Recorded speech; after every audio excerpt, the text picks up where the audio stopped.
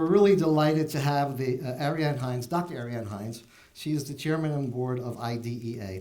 She's also the principal architect of CableLabs. Dr. Hinds is a principal architect at CableLabs, where she's responsible for overarching strategy on behalf of CableLabs and is members of the immersive media-related technologies. In 2019, she co-founded IDEA with a mission to develop an interchange and distribution format for streaming immersive media over commercial networks to drive XR displays, light field panels. She's chairman of the board of IDEA, and as well currently holds the position of INCITS L3.1 Chairman, whatever that may be. So that she is the head of the U.S. delegation of experts participating in the ISO IEC of Moving Picture Experts Group, or we know as MPEG. Dr. Hinds. Thank you, Anthony, for that great intro. And thank you, everybody, for being here. It's really a very overwhelming experience for me being amongst the royalty of Hollywood. So I'm looking forward to sharing the work that I'm involved in. I work for CableLabs, which is a nonprofit research lab that is funded by cable operators worldwide. And I hope that as I go through this information about IDEA, you'll see why we're motivated to be and very excited to be a part of this. So I'll tell you a little bit about Immersive Digital Experiences Alliance. And of course, we are blank. What happened? Oh, I see. I hit. Okay, you have to have a degree in computer science too. Okay, so we have to say that the vision of the holodeck is amazing, and with the recent emergence of light field technologies, we started to understand that this actually, we have a line of sight to it, right? We have a line of sight to getting to the holodeck, and that's what you'll be hearing from my esteemed speakers tonight. So IDEA's vision, Immersive Digital Experiences vision, is to enable that holodeck. And we recognize that to do that, we need to be able to have some specifications that capture the information about what goes into, what needs to be delivered to a screen technology that is capable of recreating a holodeck experience. And not only that, but we still need to think about I'm coming from a cable operator's perspective. Of course, we feel like we're very intimately involved in living room experiences, right? The fixed displays. And so we need to be thinking about what are all the various displays that are emerging. Displays that are capable of creating a holodeck experience, 2D displays, you name it. So we recognize, coming from a commercial network distribution research lab, that we need to be thinking about display agnostic formats. And in addition, we need to be thinking about, of course, sound to make that even more immersive, and practical bandwidth for delivering all of this wonderful new forms of content over commercial networks. And so that means that, okay, I'm a little bit behind in this, but we have to be also thinking about the bandwidth. And with that comes we need to have a better understanding of what is a light field. So you've heard about light fields, and you'll be hearing a lot more about them tonight, but I'll just give you a quick overview.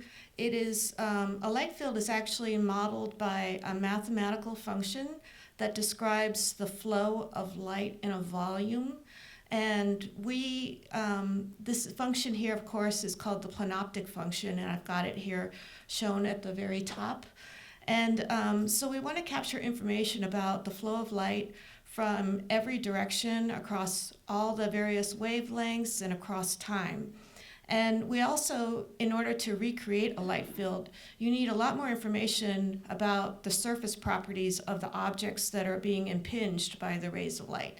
And so that includes information about their ability to reflect or refract or disperse light. So that's really important to capture in a light field. And so ultimately, when we have all this information in a media format that is able to be distributed over a commercial network, what we're able to get to then is a new form of display. And I'll just talk a little bit about current versus future, right? So in the future, we want to get to the point where over commercial networks, we're able to support holographic pixels. So on the left is a conceptual drawing of what a holographic pixel looks like. And on the right, of course, you all know this is pretty much where we're at with RGB pixels. And once we have a holographic pixel, if we're able to then build a holographic panel, then what we're able to achieve with the media format over commercial networks supporting holographic pixels, we'll be able to achieve this vision on the left, which we envision would be a holographic display. And that's what you'll be hearing about a little bit more tonight. But of course, from a cable operator, we need to be thinking about our current customers, which means that we need to also be thinking about legacy displays.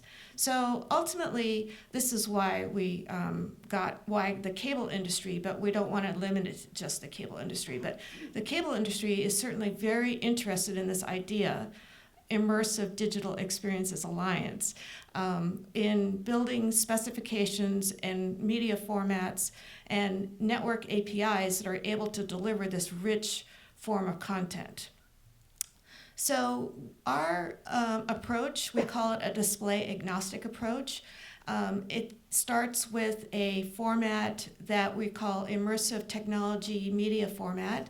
And our vision is that with this particular format, and I'll be telling you a little bit more about it later, we're able to support the whole plethora of displays, including from the left, the holographic display, the AR or mixed reality displays. We also need to be thinking about supporting current technology, which would be the VR headsets, and then maybe reluctantly so, the stereoscopic 3D displays, and certainly the existing 2D UHD and emerging 8K displays. So you know, we got involved in standing up this alliance, and the purpose of the alliance is to develop royalty-free technical specifications that can be used to represent the media, that would also be able to interoperate with a lot of the tools that the visual effects industry is already using. We want to gather requirements from this community, from commercial network service providers, from the display manufacturers. We recognize that not one community has all the answers. So we really want to invite different stakeholders in this emerging ecosystem to participate and help us understand the requirements. We want to facilitate interoperability testing, so it's not enough just to write down the spec. We need to be able to test that it's working across all the participants in the ecosystem. And we want to inform our constituency. And I know these, maybe they're a little bit, I mean, that's kind of where we're at right now, but let's imagine a more immersive future. But so we want to inform our constituents on the work that we're getting done and provide a forum for them to exchange information, compare notes, and help us improve our work. So, of course, the work in IDEA then, we believe, facilitates many opportunities with a display agnostic solution. We're able to address emerging displays, existing displays. We're anticipating that we'll be able to deliver the most extremely rich media format that will be ultra realistic, or even going back to 2D formats. We can support the whole range of visual information. And then we also want to be able to address various use cases. So sports, musical performances, training, games. So again, this is not just a one community has the answers. We realize you need the content producers, you need the network service providers involved, we'll need the display manufacturers, we're going to need standards, many parts to make the picture complete. And so I'm just going to kind of whet your appetite a little bit about what you'll be hearing a little bit more about light field capture. So this is really what motivated us, recognizing that there are already very many different ways to create immersive content with LiDAR cameras and camera arrays, many ways to capture the information pertaining to the depth of the visual image.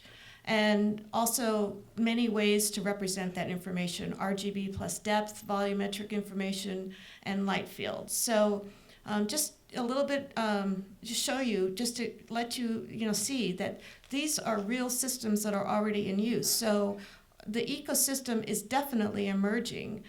We have the Facebook camera by Red. We have some of the Google cameras to capture static light fields. There's the Otoy light stage. So already the camera technology definitely exists.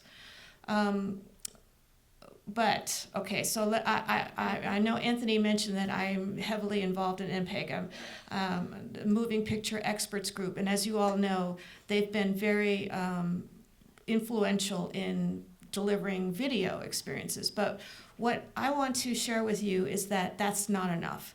The raster-based formats are not going to be sufficient to capture and carry the information that is going to be needed for a true holodeck experience.